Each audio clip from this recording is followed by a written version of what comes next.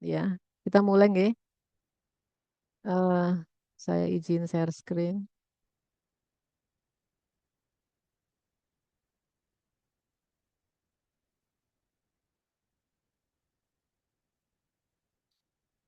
Hmm. Layarnya terlihat ya. Sudah, dokter. Oke, saya besarkan. Baik, kita mulai. Untuk saat ini saya mendapat tugas untuk membahas tentang etiopatogenesis dari dispepsia dan keluhan-keluhan lain yang terkait dengan permasalahan di upper GI. Di sini learning objektifnya yang pertama adalah kita untuk mengetahui organ-organ apa saja yang terdapat di upper GI ya, gastrointestinal, lalu juga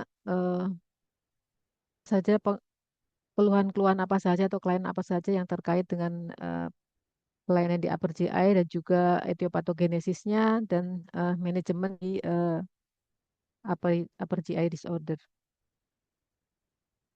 Nah, di sini nanti akan kita bahas tentang pertama adalah akalasia, yang kedua adalah esophageal reflux disease atau GERD, berikutnya adalah fungsional gastroduodenal disorder atau fungsional dyspepsia, lalu juga ada helicobacter erosive gastritis, peptic ulcer, dan gastropati NSID. Jadi ini cukup variasinya cukup banyak dengan keluhan-keluhan yang hampir. Jadi kita nanti akan melihat diferensial diagnosis pada masing-masing keluhan ini. Ini adalah eh, lokasi upper GI. Ya, upper GI itu adalah mulai dari umbilikus ke atas. Di sini ada lower esophageal sphincter, ya di sini ada hepar dan gastroduodenal ya. Dan di sini adalah periumbilical. Nah, di sini organ-organnya adalah yang tadi di sini saya katakan di sini esofagus ya. Lalu juga di sini ada liver, gastrointestinal ya. Tapi yang kita bahas di sini tanpa liver ya. Jadi saluran makanannya saja. Nah, ya, yang pertama adalah akalasia. Di akalasia itu adalah suatu kelainan dari motilitas esofagus, di mana di sini di esophageal sphincter ini terjadi suatu peristaltik yang menghilang. Hilangnya esophageal peristaltik atau bisa juga terjadi kegagalan relaksasi dari lower esophageal sphincter. Nah, seharusnya pada kondisi ada makanan yang masuk, lower esophageal sphincter akan membuka, akan mengalami dilatasi dan makanan bisa masuk ke dalam gaster. Pada akalasia terjadi aliran ya karena di sini terjadi kehilangan dari tekanan dari esophageal sphincter yang bawah.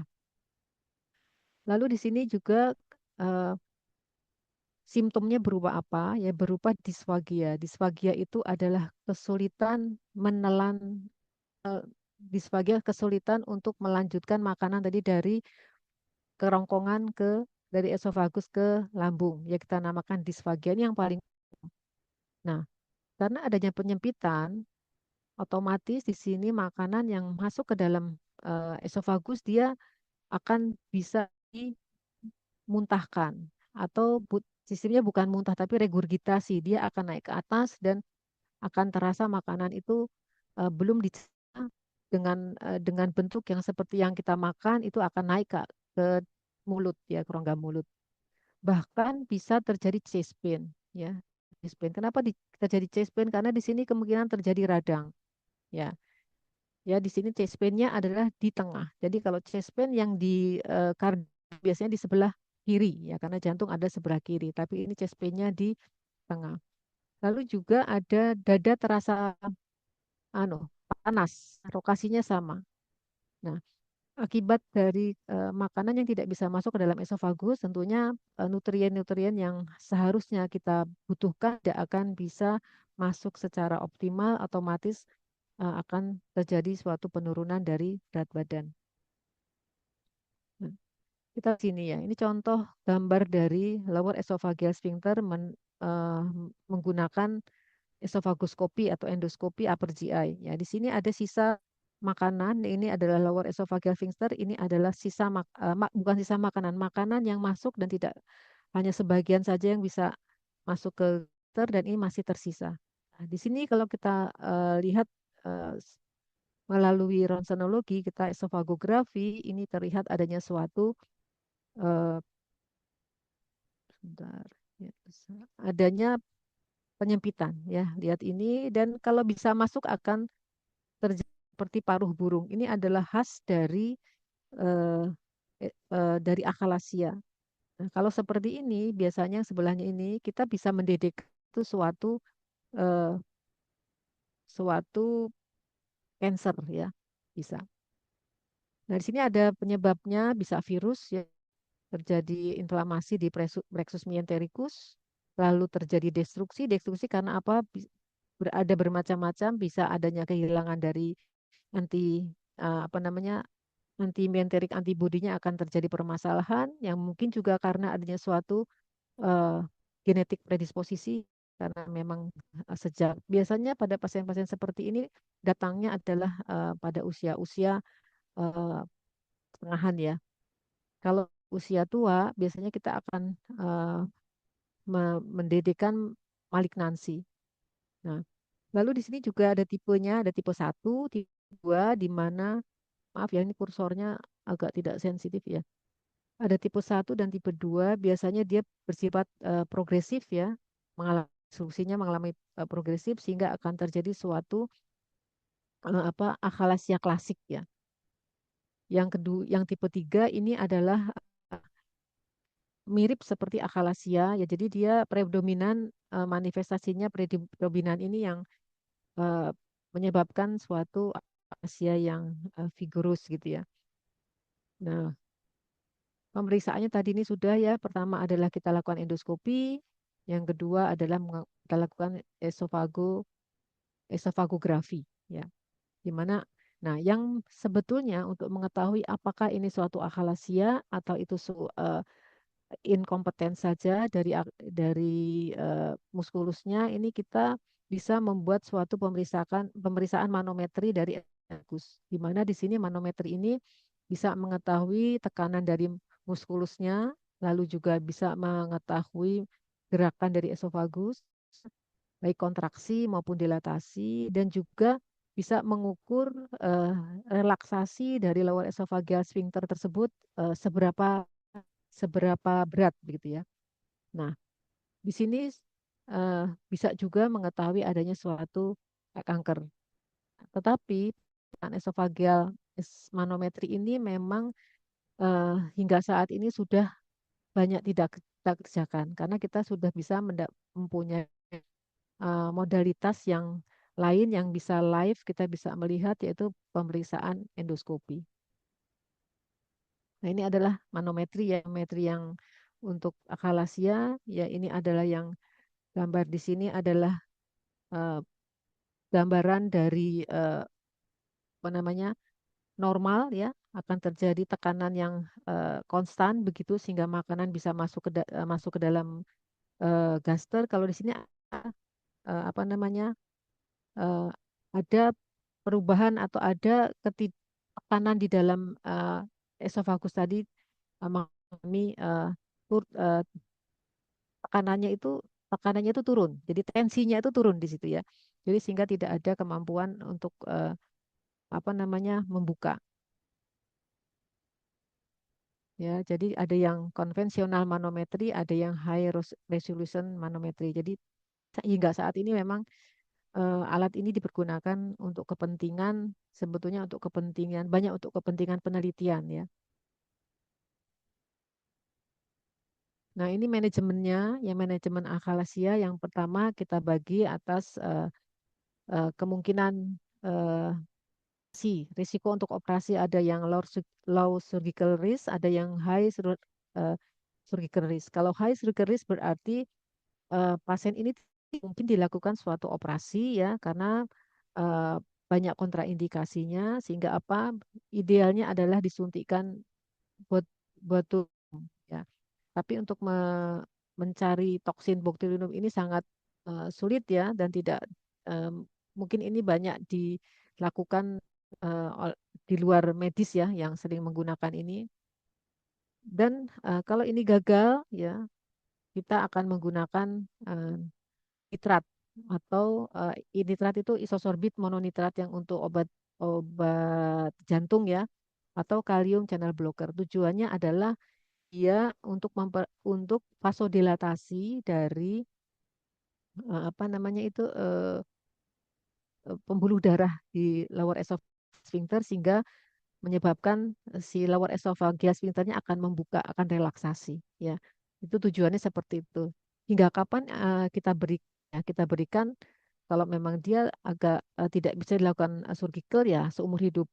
Nah, kalau yang surgical ini bisa dilakukan adalah dia sangat apa namanya sering kita lakukan adalah menggunakan eh, pneumatik dilatasi. Jadi kita menggunakan balon ya, kita menggunakan balon. Yang berikutnya adalah kita menggunakan miotomi. Jadi menggunakan endoskopi, kita menyobek apa namanya? Menyobek dari mukosa mukosa dari lower esophageal. Ya, ini kita sobek namakan miotomi. Nah, terjadi suatu kegagalan, kita akan eh, melakukan pneumo dilatasi menggunakan esofagoskopi ya. Ini adalah contohnya ya. Ini contohnya, ada stepnya ya ini. Ini yang poem ya yang kita bisa kerjakan yang optif jadi office ya office terapi sebetulnya ini dia menggunakan endoskopi ya kita menyobek miotomi lalu melebarkan eh, sphincter tadi dari sub mukosanya ini menggunakan poem ya teknik poem ya jadi yang di diseksi atau dibebaskan adalah yang di submukosa. Kami di Sarjito sudah mengembang teknik menyobek tadi menggunakan endoskopi ya. Ini adalah dilakukan oleh dokter Putut ya. Dan ini adalah yang jadi dimasukkan endoskopi masuk ke dalam gaster ya. Endoskopi ini menggunakan babyskop ya, menggunakan endoskopi anak-anak atau endoskopi yang bayi. Lalu kita menyobek lewat submukosanya. Maaf, ini mukosanya. Kalau di sini dia submukosa, nyobeknya lewat mukosa. Dan ini ternyata ini berhasil ya terjadi satu sobekan. Ini adalah hasil sobekannya dan ini kita evaluasi dilakukan tidak hanya satu kali hingga apa hingga pasien bisa menelan menelan makanan dan masuk ke dalam master dan indikator lain adalah berat badannya meningkat. Ya. Ini kita sudah penelitian kalau tidak salah ini mau fase ketiga ya nih. Dan sudah bisa dipublish nanti bisa dilihat di jurnal. Lalu kita ke esophageal reflux disease ya. Ini adalah kebalikan dari akalasia. Kalau yang ini adalah lower esophageal sphincter tidak bisa menutup dengan sempurna. Ya, jadi kebalikannya. Ya, di sini terjadi reflux dari konten gaster ya, di mana reflux ini bisa menyebabkan simptom yang mungkin mengganggu atau menjadi suatu komplikasi. Di sini ada pembagian dia esophageal syndrome dan extra esophageal syndrome, di mana pembagian ini menentukan perkiraan lokasi atau perkiraan dari apa namanya kelainannya atau lesinya. Ya, di sini ada simptomatik sindrom ya. Jadi hanya sindrom refleks saja, tapi kalau kita periksa secara endoskopi tidak ada masalah, tidak ada lesi pada si mukosanya. Jadi bisa refleks sindrom, chest pain sindrom. Kalau yang ada sindrom ada lesinya, kita bisa melihat adanya suatu esofagitis ya reflux esofagitis.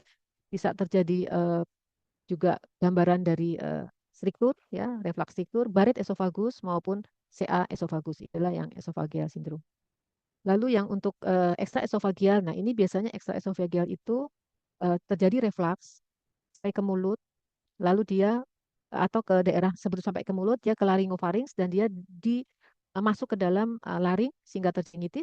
Kalau di daerah pita suara misalkan dia mungkin akan terjadi batuk ya karena ada reflux yang akan masuk ke dalam laryngofarinx lalu sampai terjadi suatu asma ya asma sampai nah yang mungkin kita sering abaikan adalah karies ya karies pada mulut pada gigi ya yang sering tetapi tidak ada penyebabnya. Nah, ternyata itu salah satu yang menyebabkan karies yang dikeluhkan itu ternyata itu dari reflux. Lalu juga yang sering dikaitkan dengan apa ekstra esofagial di sini adalah faringitis, sinusitis, adanya idiopati pulmonari fibrosis dan juga otitis media. Ini juga keluhannya nanti mungkin ada suatu GERD. Nah, ini gambaran heartburn. Jadi nyeri panas di daerah ulu hati. Ulu hati ini di sini ya. Ini yang sering disaltikan dengan chest pain karena kardiak ya. Jadi kalau yang di sini eh, chest pain yang di sini, heartburn di sini ada kaitannya dengan makan ya, dengan makanan ya, dengan makanan atau minuman ya. Ini kaitannya tersebut. Kalau yang pada kardial itu tidak ada kaitannya dengan makan. Nah, sehingga panasnya ini bisa sampai ke seluruh esofagus ya, bisa rasa seperti terbakar ya. Lalu juga eh, ini merupakan sindrom atau simptom yang paling dominan pada pasien-pasien dengan GERD ya, suatu heartburn. Nah, sekarang untuk heartburn itu tadi bisa karena namanya macam-macam ya. Tadi bisa terjadi di esofagusnya sendiri karena membuka atau bisa dari lower esofagusnya. Jadi esofagus bagian bawah di sini ada daster.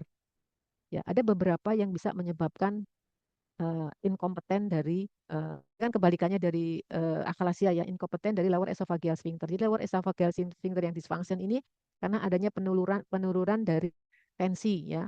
Nah, di sini bisa dari atas ya, dari apa namanya esofagusnya, peristaltik dan lymfa yang berperan, lalu juga sehingga terjadi apa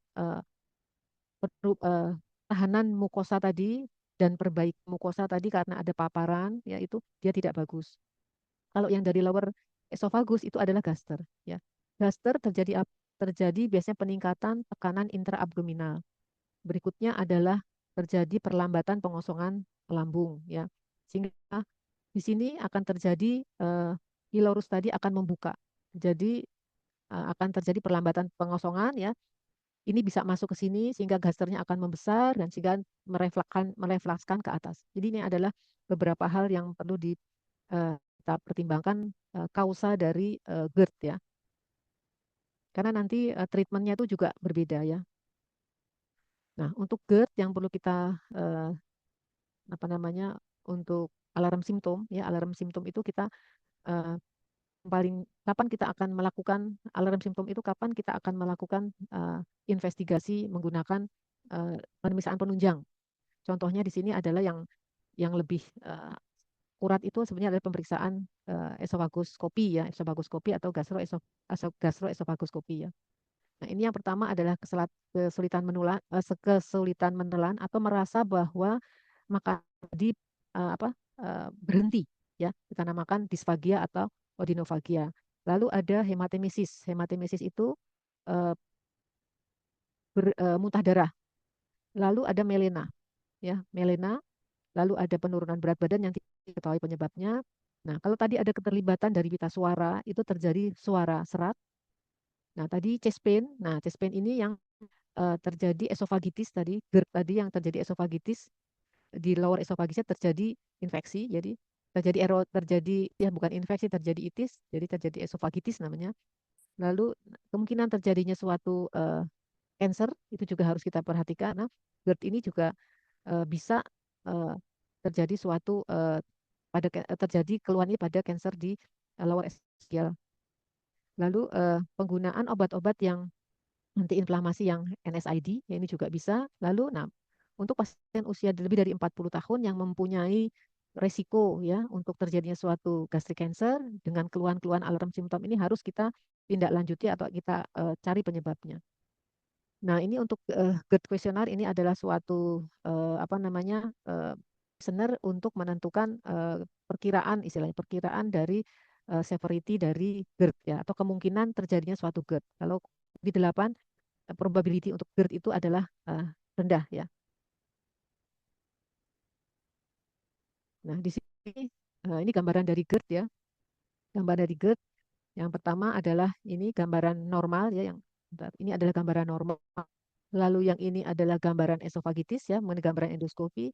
Ini adalah esofagitis yang lebih apa lebih apa istilahnya hampir semua lumen itu terkena ya. Ini adalah yang khas ini adalah gambaran Barrett esophagus ya. untuk esofagitis ini kita menggunakan klasifikasi Los Angeles. Ya, ini kita kalau yang ini lesinya hanya kecil ya, kurang dari 1 cm jaraknya dengan lower esophageal sphincter. Ya, kalau ini sudah mendekati, ini gambaran esofagoskopinya, ini adalah gambar skematiknya. Kalau ini sudah mulai mendekati tetapi tidak menempel. Nah, itu yang LE grade B. Kalau yang ini sudah mulai menempel tapi tidak menyatu gitu ya ini. Tapi masih sebagian ada yang masih jauh, ini ada yang dan ini adalah D ya, yang D itu sudah melingkar begitu ya. Ini adalah klasifikasi yang kita pakai untuk GERD. Nah, mungkin nanti bisa didedekan pada GERD itu atau pada keluhan di esofagus itu bisa kita dedekan adanya suatu eh, hiatus hernia ya di sini. Biasanya hiatus hernia di sini ya ini bisa kita lihat. Jadi hiatus hernia ini terjadi karena apa? Karena longgarnya diafragma ya. Hiatus hernia dia akan naik ke atas ya sehingga akan eh, menjadi suatu apa namanya? Sphincternya tadi membuka dan asam tadi akan naik ke esofagus.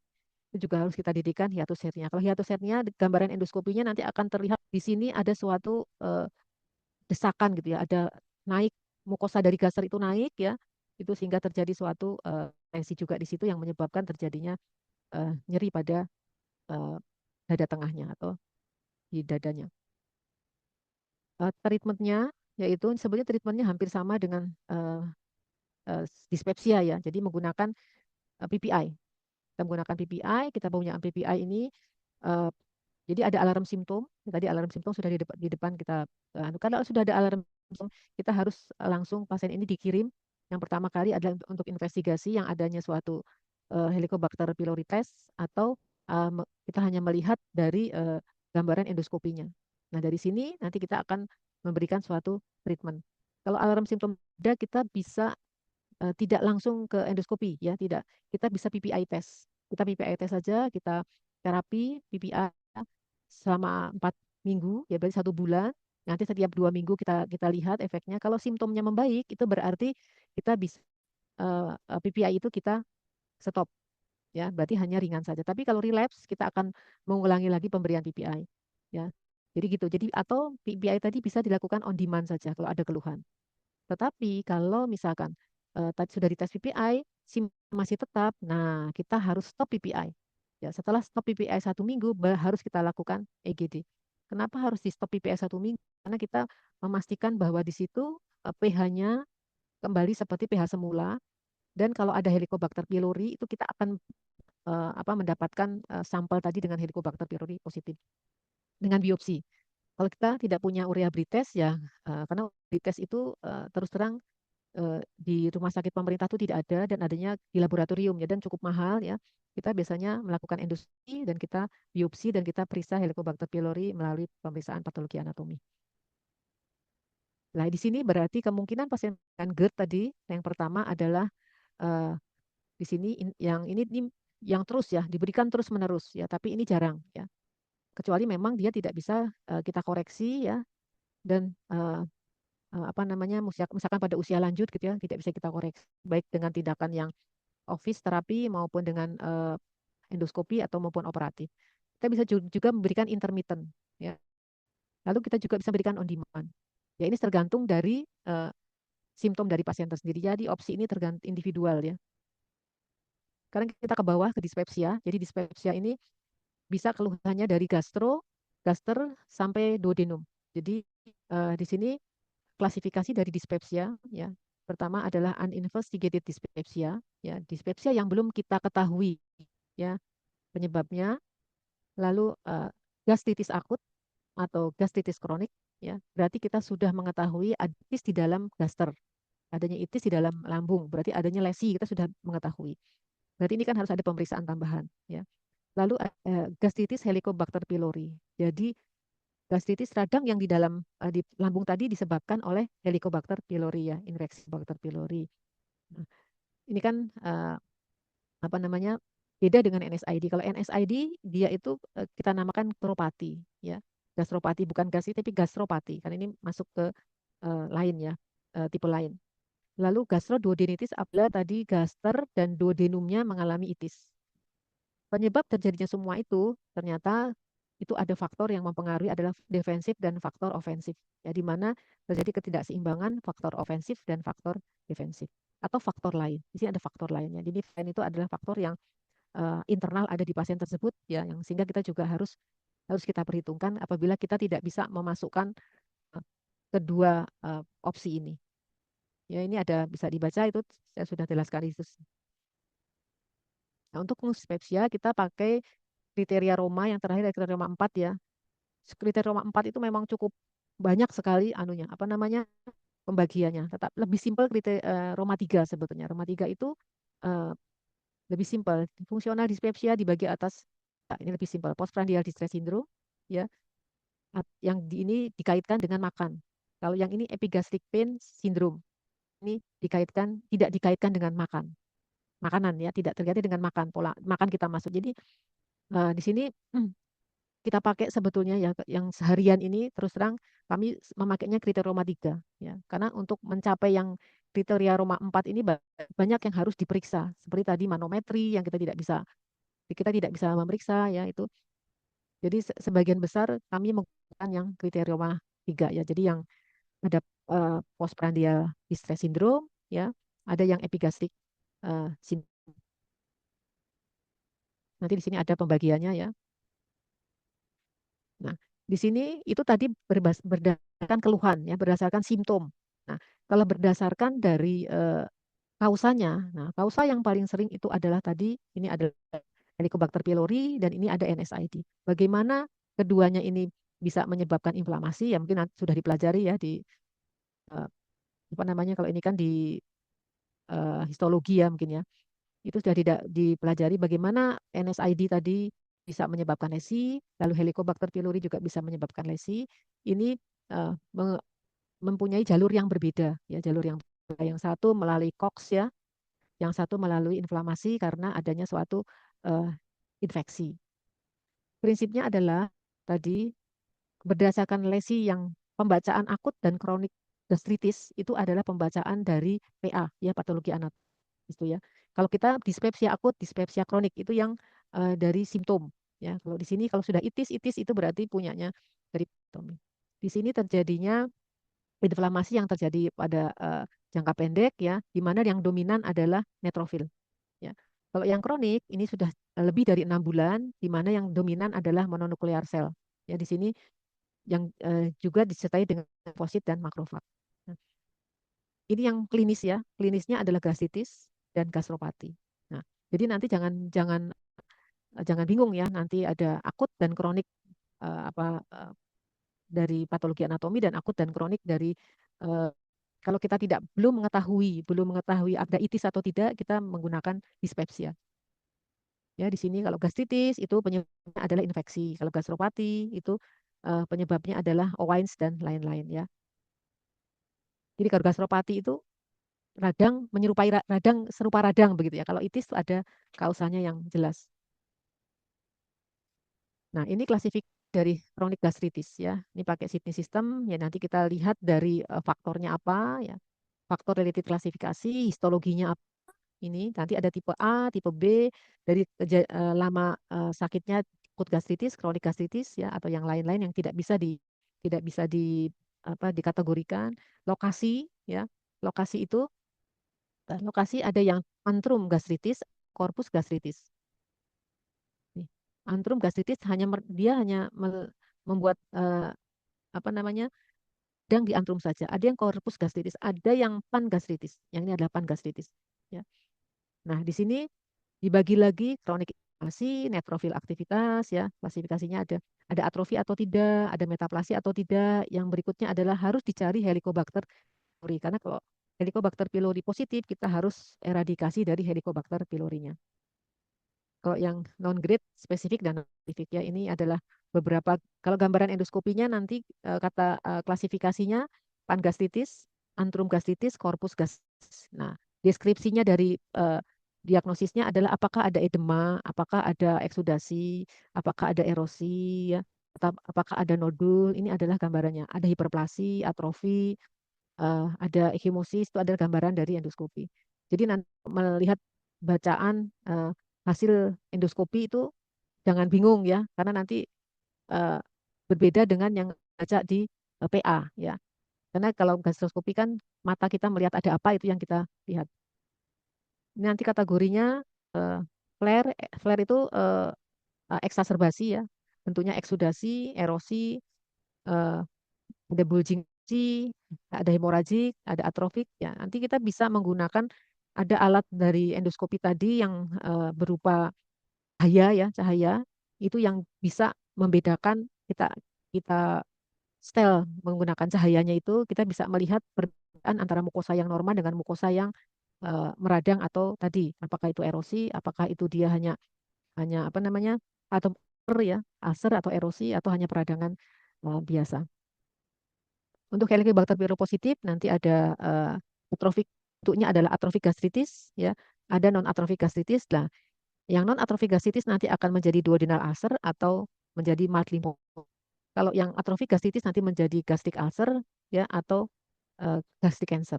Nah, ini adalah dua hal yang perjalanan istilahnya gambaran klinisnya dan gambaran endoskopinya berbeda. Jadi memang eh, endoskopi ini pada pasien dengan gastritis Helicobacter pylori harus kita lakukan suatu biopsi ya untuk menentukan apakah memang dia eh, apalagi kalau sudah bentuknya ada cancer atau limpoma.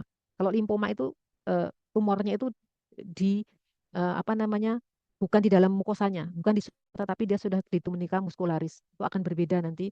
Eh, kita biasanya tidak bisa membiopsi via gaster ya, intragaster. Kita bisa membiopsi via gaster. Ya, gastro pasti NSID ya. Mungkin sudah dipelajari juga bahwa melalui jalurnya COX ya. Ya, COX bisa COX-2, bisa COX-1 di mana titik tangkapnya adalah suatu inflamasi dari prostaglandin ya. Nah, di sini jangan lupa bahwa ada LOX2 juga ya. LOX2 ini yang juga terjadi bisa terjadi pada pasien-pasien dengan apa namanya gastropati. Kita maksudnya kalau di sini gastropati ya, kalau NSID gastropati karena NSID ya. LOX2 ada COX-2 dan COX-1 ya. Di sini semuanya hampir sama ya, prinsipnya hampir sama ya, terjadi suatu mukosa injury. Dan mirip sekali bentuknya juga seperti yang Helicobacter pylori. Dan ini yang memang kita perlu adanya suatu anamnesis, apakah dia menggunakan NSID atau dia tidak menggunakan NSID. Lalu juga dari hasil apa namanya dari hasil patologi anatomi kita lakukan pada saat gastroskopi. Ya nanti akan terlihat bedanya. Prinsipnya adalah yang kalau yang LOX2 ini eh, dia leukotrien yang meningkat ya, ada TNF alfa meningkat ya. Lalu yang ini karena jalurnya adalah siklo-oksigenase, dia prostaglandin turun ya. Karena prostaglandin ini gastroprotektif ya. Ini. Jadi di sini eh, pada mekanisme contohnya ini adalah aspirin induced mucosal ya, gaster injury. Lalu di sini adanya perubahan dari mucosa barrier gaster, lalu adanya penurunan prostaglandin sintesis, penurunan dan bikarbonat sekresi. Ini adalah apa namanya defensive faktor ya. Lalu adanya submucosa flow yang turun, ATP turun, mucosal turnover dari sel juga turun dan platelet fungsinya juga turun ya. Jadi kalau ini sudah turun dia irreversible. Ya, jadi ini bedanya eh, gastropati NSID ya dengan gastritis itu berbeda di sini. Nah, kalau Anda secara umum tadi keluhan-keluhan tadi kan dispepsia ya. Nah, kalau Anda mendapatkan pasien dengan dispepsia, ini kita namakan dispepsia uninvestigated. Kita lihat historinya bagaimana ya, sudah ada pengobatan atau belum, usianya ya, ada alarm simptom tidak ya. Kalau eh, dia ada alarm simptom ya, langsung kita lakukan gastroskopi. Kalau tidak ada simptom, kita bisa misalkan di daerah tersebut Helicobacter pylorinya tinggi atau tidak. Kalau dia tinggi harus langsung lakukan apa namanya eh, endoskopi sebetulnya. Kalau kita endoskopi karena apa? Eh, untuk mendapatkan eh, tes tes and treat Helicobacter pylori terus terang ini tidak masuk BPJS ya. Jadi cukup mahal. Nah, atau kalau dia low, misalkan di daerah kita, misalkan di Jogja ini sangat low ya. Jadi sedikit sekali itu kita bisa langsung TPI trial. Ya, TPI trial kalau membaik ya dikatakan bahwa dia membaik ya, tidak perlu pengobatan dari apa antibiotik ya. Kalau gagal, nah baru eh, dilakukan endoskopi. Ya. Nah, ini adalah gambaran endoskopi ulcer ya. Ini adalah gastrik di antrum ya. Ini ulcernya ya. Di premisnya ya. Erosinya di sekitarnya. Ini adalah duodenal ulcer di duodenum, ini di bulbus ya. Lalu ini atopic gastritis. Atopic gastritis itu di mana mukosanya menipis. Ya, di sini pembuluh darahnya terlihat. Ya, vaskulernya terlihat. Ini gastropati. Jadi gastropati ini yang tadi kita tidak tahu penyebabnya apa dan di sini terjadi uh, hiperemis ya, hiperemis erosi minimal ya di erosi yang kecil-kecil itu di seluruh mukosa. Ini kita namakan gastropati karena kita tidak belum tahu penyebabnya. Ini adalah gambaran gastric cancer ya, ini kansernya. Ini adalah mukosa sekitarnya yang mungkin di sini juga sudah menjadi cancer ya. Ini contohnya duodenal cancer, ini mukosa normal. Ya. Ini mat lymphoma. Ini mat lymphoma ini biasanya di gaster ya. Ini hampir mirip dengan ini berbeda. Lihat Anda gambarannya ini sama ini berbeda. Nah, kalau kita biopsi di sini biasanya kita tidak mendapatkan hasil mat lymphoma karena dia di apa? Di dekat tunika muskularisnya. Jadi kita harus mendapatkan lebih dalam lagi. Jadi pakai biopsi lebih dalam. Kalau di sini di permukaan saja kita sudah bisa mendapatkan sampel untuk malignansinya. Nah, bagaimana peran dari eh, asam lambung ya? Di sini memang asam lambung ini sebagai tolak ukur untuk pH-nya itu untuk pengobatan, ya, jadi untuk pengobatan dari eh, dispepsia apapun penyebabnya yang melibatkan dari asam lambungnya. Jadi eh, asam lambung itu kan normal itu kan dia di bawah ya pH-nya di bawah eh, antara 1 dan 2 ya. Nah, di sini secara normal asam lambung itu dengan makan itu akan iramanya kerjanya itu tetap ya seperti ini ya. Nah, inilah yang kita berikan kapan kita memberikan PPI ya, proton pump inhibitor, kapan kita memberikan suatu eh, histamin blocker ya, atau kita hanya mengontrol dari asam lambungnya saja kan antasida misalkan. Ini ada beberapa apa namanya? Beberapa contoh ya begitu ya. Irama sirkadiannya seperti itu. Lalu eh, kenapa pH ini sangat apa namanya sangat penting untuk terapi pada perdarahan ya atau tidak hanya perdarahan ya pada pada inflamasi juga tapi di sini titik tangkapnya pada perdarahan.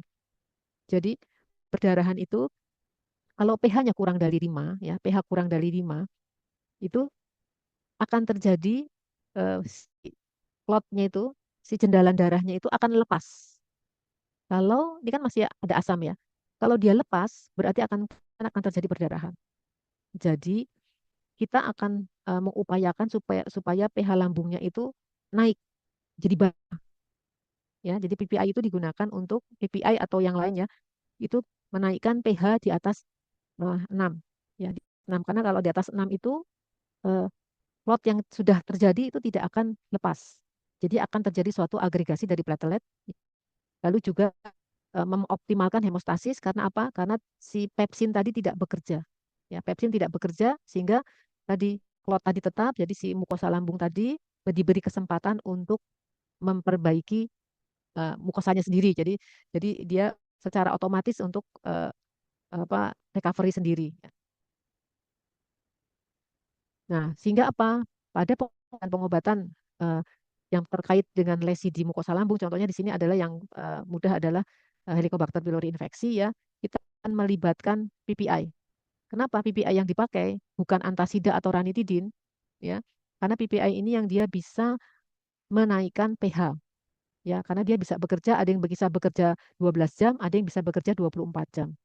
Ya, jadi sehingga ada yang memberikan PPI cuma 1 kali saja, ada yang memberikan PPI double dosis. Ya, terutama kalau yang untuk Helicobacter pylori biasanya diberikan 2 kali ya, double dosis ini ada dua kali ya. Karena dipertahankan pH tadi lebih dari 5 atau lebih dari 7 dibuat basah.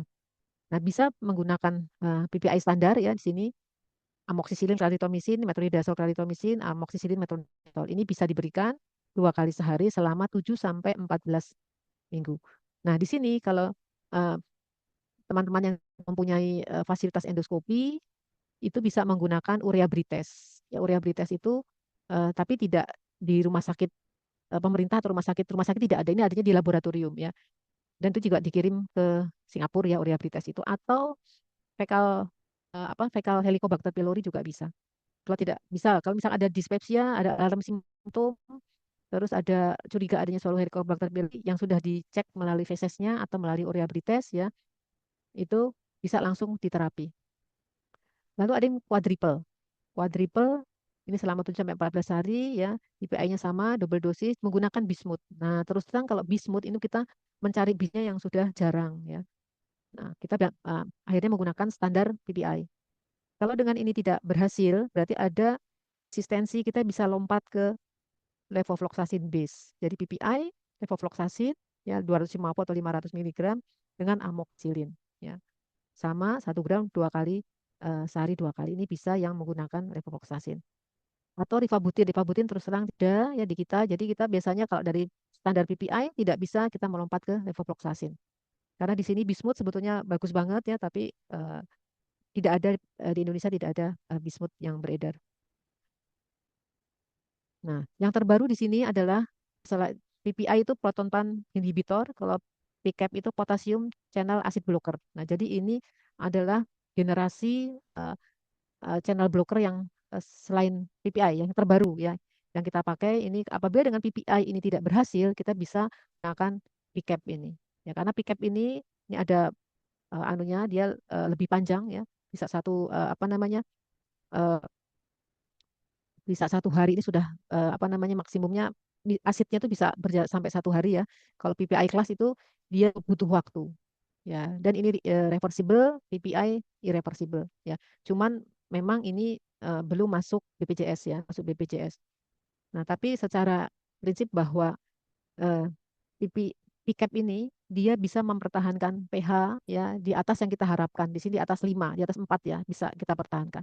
Ini kita contohkan di sini adalah esomeprazole PPI ya. Esomeprazole adalah golongan dari PPI yang dia bisa bertahan pH itu di antara 4 sampai 5 ya, bisa bertahan. Ini yang kita pakai biasanya untuk pasien-pasien GERD ya. Nah, untuk golongan yang lain ini yang PCAP ini yang ini ya ada 2, ini dia bisa bisa bertahan juga lebih lama dengan pH yang lebih eh, tinggi ya, pH-nya lebih tinggi ya, atau dan bisa bertahan 24 jam. Yang 4 jam ini yang hijau ya. Jadi ada beberapa. Nah, yang kita khawatirkan sebetulnya di sini.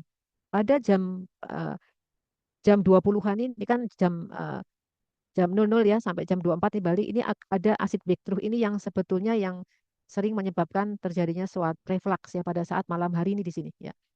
Nah, itu yang untuk menghindari acid breakthrough itu kita harus pada pasien-pasien dengan GERD itu harus memastikan bahwa pH dari asam lambung itu harus di atas 4 ya, di atas 4 itu supaya tidak terjadi ya. Yang faktor lain adalah faktor yang tadi yang semua tidak secara endoskopi, secara pemeriksaan bakteria tidak ada masalah ya, kita harus memikirkan suatu dispepsia fungsional yang disebabkan karena stres dan psikologi faktor. Ini banyak juga terjadi ya, sehingga apa ini yang juga akan memperparah klinisnya dari dispepsia ya. Stres, ansietas, depresi, somatosis disorder ini akan menyebabkan keluhan dispepsianya semakin memberat ya, secara psikis memberat. Entah kalau kita endoskopi ternyata tidak ada macam-macam, ada lesinya tidak terlalu bermakna. Ya, karena ini faktor-faktor yang mempengaruhi ini banyak ya. Yang diantaranya ini yang sering memperburuk, tidak memperburuk tapi memperberat keluhan ya. Dan ini harus kita pikirkan pada pasien-pasien dispepsia kronik yang sudah kita terapi dan sudah kita terapi apa-apa tuh sudah endoskopi tidak ada apa tidak ada kelainan, helicobacter kita periksa juga tidak ada, berarti kita harus berpikir adalah suatu somatic disorder. Jadi harus dikonsulkan. Ya, ini juga pada pasien dispepsia karena di situ dispepsia itu gastroduodenal ya. Dan di situ juga ada di duodenum ya dan small bowel itu akan terjadi IBS. Ini sering overlap. Ini ada keluhannya ya.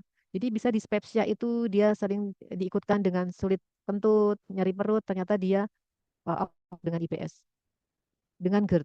Nah, semua-semua ini kalau GERD jelas ya, GERD itu pasti ada lower esophageal sphincter yang membuka. Sindroma irritable dan dispepsia fungsional itu faktor psikologik sangat dominan. Jadi ini selain faktor anu ya, apa motilitas ya, itu juga kita harus pikirkan adanya overlap. Ini adalah pasien-pasien yang sering datang ke dokter ya, dokter umum, dokter penyakit dalam pada pasien-pasien dispepsia adalah keluhannya ini. Kalau kita periksa endoskopi tidak ada kelainan, kemungkinan adalah disfungsi atau irritable bowel syndrome. Ya, jadi ini adalah ringkasannya bahwa akalasia merupakan suatu kelainan motilitas dari esofageal yang primer, tidak adanya ditandai dengan tidak adanya peristaltik atau kegagalan, kita katakan kegagalan relaksasi lower esophageal sphincter. Yang paling penting pada GERD itu adalah tadi lower esophageal dysfunction-nya ini karena relaksasi yang eh, apa namanya terlalu anu ya. Ini kebalikan dari akalasia ya. Dia terlalu relaksasi terlalu. Lalu juga kemungkinan terjadinya suatu esophageal duodenal impairment yang disebabkan karena tadi gejala klinis sangat dominan. Tidak ada lesi pada gastroduodenal, ini kita dikategorikan sebagai fungsional dispepsia ya. Dengan berbagai macam patofisiologinya ya, diantaranya disebabkan karena sensori dan motorik ketidakseimbangan atau tidakseimbangan sensori dan motorik dari gastroduodenal tersebut. Lalu secara definisi gastritis itu dibagi beda dengan gastropati ya. Tadi sudah saya contohkan ya. Jadi eh, gastritis itu jelas ada itisnya, kausanya biasanya karena Helicobacter pylori, kalau gastropati tadi yang NSAID ya atau yang lain ya. Lalu ini walaupun tadi similar di clinical finding-nya. Nah, PPI memang saat ini memang kita pakai ya sebagai standar, tapi kemungkinan CAP ini ke depannya mungkin akan eh, enggak menggantikan, membersamai PPI apabila dengan PPI tadi tidak respon. Tujuannya sama sebetulnya adalah mempertahankan pH dari cairan lambung tadi di atas menjadi basa ya. Tidak asam jadi di atas 4 atau di atas 5 ya. Ya, mungkin ini yang bisa saya sampaikan ya. Bahkan kalau ada yang mau bertanya,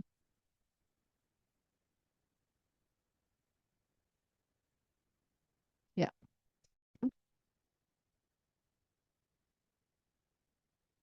Ini sudah jam berapa? Waktunya sudah habis, Pak Agung. Masih berapa menit? Ada yang bertanya? Ya, mungkin nggak ada ya. Ya, nggak apa-apa. Nanti kalau ada yang mau tanya silahkan bisa via WA atau ketemu langsung silahkan. Ya, saya rasa sudah cukup ya. Saya mau ke Bangsal. Terima kasih. Saya tutup. Assalamualaikum warahmatullahi wabarakatuh. Ya, saya izin live ya.